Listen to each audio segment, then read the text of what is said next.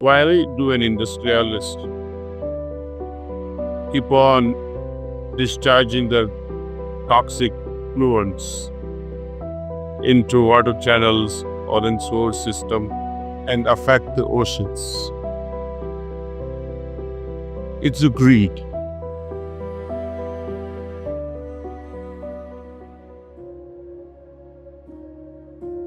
Now this Ukraine-Russia tension is creating a worldwide stressful impact. Seeing the reactors being hit is not a small hit. What we as an individuals can do at this level, to tell you the truth, nothing. There is nothing which is in our hands. We can collectively pray and hopefully bring about some sense of political leaders so they can also become stronger and take action. In order to establish peace, sometimes a lot of chaotic things had to go on. When we witness, when we read all the ancient literatures, Greek times, Roman times, and now these crusaders also under the name of religions trying to spread peace and love created so much of violence. Now, can we stop this violence by another level of violence? I don't think so. And can we also sit back and relax and say, okay, let God handle this matter? That is also not the case. So, deep down, when we study the human nature, we often talk about this pollution and that pollution, water pollution, air pollution, chemical pollution, noise pollution, but they all have the roots.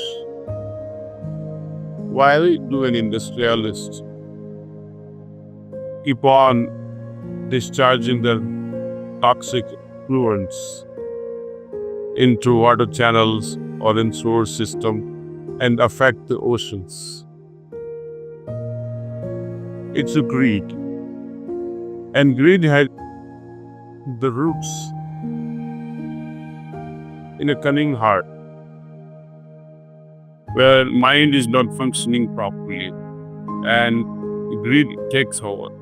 Same thing for terrorism. Same thing for any politician to go out of the way and do bad things. Greed is the main thing, and ego that fuels the action. Can we change individual by enforcement? I don't think so. The moment you enforce something, people rebel. Even a small child, when you say, don't do this, otherwise I'll punish you, they'll still do it quietly when you're not there. So, and we are talking about presidents and prime ministers, premiers of various countries who have bloated ego much more than a little child. They are not going to be stopped just because you put some economic embargo. It's not going to do that. Like vaccination, how to prevent it, that's the main thing. What could other countries turn back up? Was there any measure to deter before they proceed? To warn and not to do anything is a bad thing. It's a bad decision. And I'm especially talking of some other comparative powers which are far more stronger than the Russian powers. They sow the teeth, but they don't bite them. You know what I'm trying to say? America, for example, they warned Russia not to do it, but after giving the warning, what are they doing? They're keeping quiet, which is unfortunate.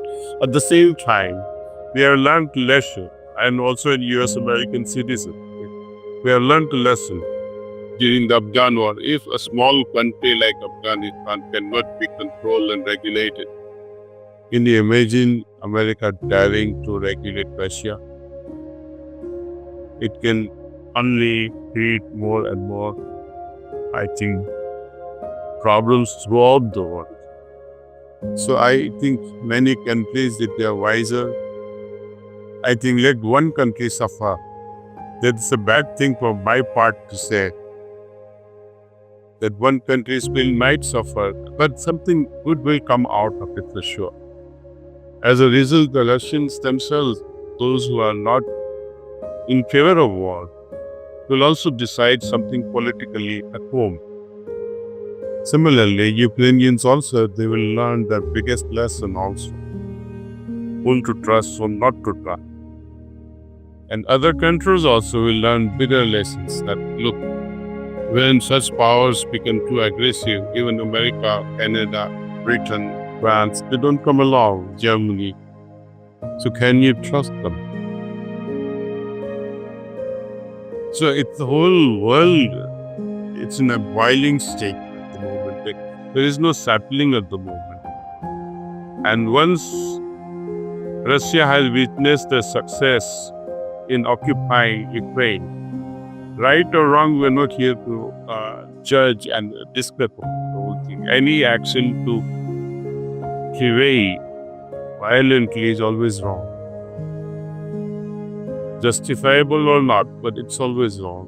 Other countries will also learn the lesson from this, that look, when Russia is aggressive and responsible country, powerful countries like United States are not able to do anything, will you be able to stop the next move by another country like China, for example? So I think we are too small in a way to talk about all this at an individual level.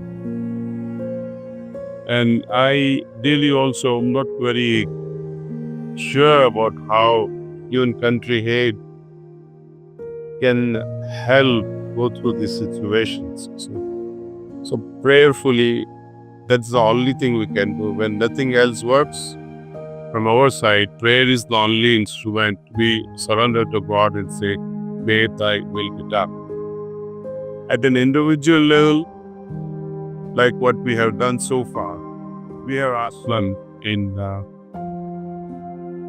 Romania, we have monks in Denmark, we have few abhyasis practicing heartfulness way of meditation in Poland. So we have said their addresses, etc. So in case these Ukrainian refugees are passing through their ways, they can stay there as long as they like. And we have also raised some money from locally in the UO, how we can financially help such displaced families. But as far as war is concerned, I think it's beyond us to handle.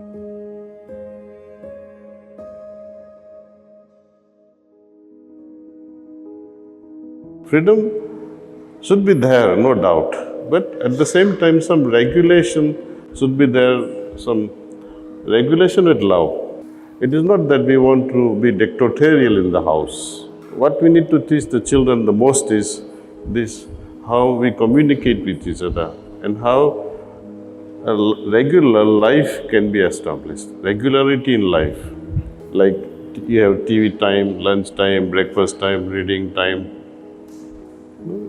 Train them with time sense, space sense, communication sense. Like when you go for shopping, for example,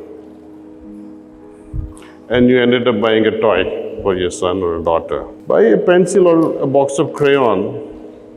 Tell them, you have a friend you like to give to something? He'll say, oh yes, I have a friend.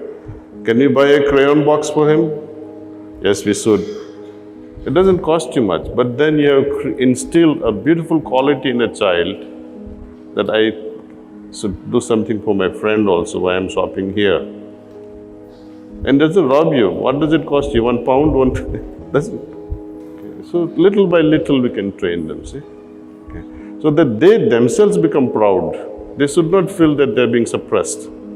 You are giving them freedom like this, you see? But you are the actual doer. That's why Babaji Maharaj says, discipline without love will not serve the purpose. Does that mean we are free to do whatsoever we like? Choice is yours.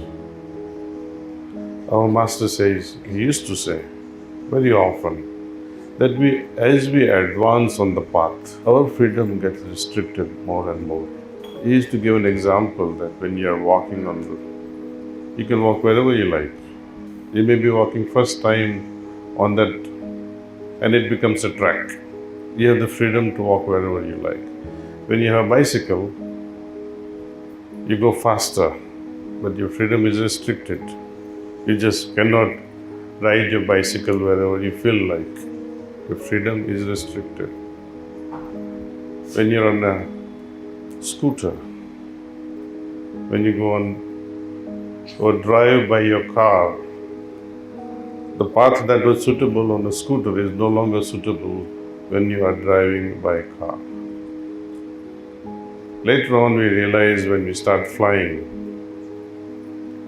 sky, open sky, so much of freedom, but you simply cannot fly beyond your certain level of trajectory. Guys going into space, Apollo travelers, same thing.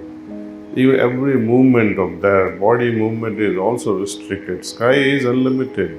You can take your rocket wherever you feel like, but then it is doomed to failure, doomed to destruction. Rose is destined to become rose. It cannot become lotus.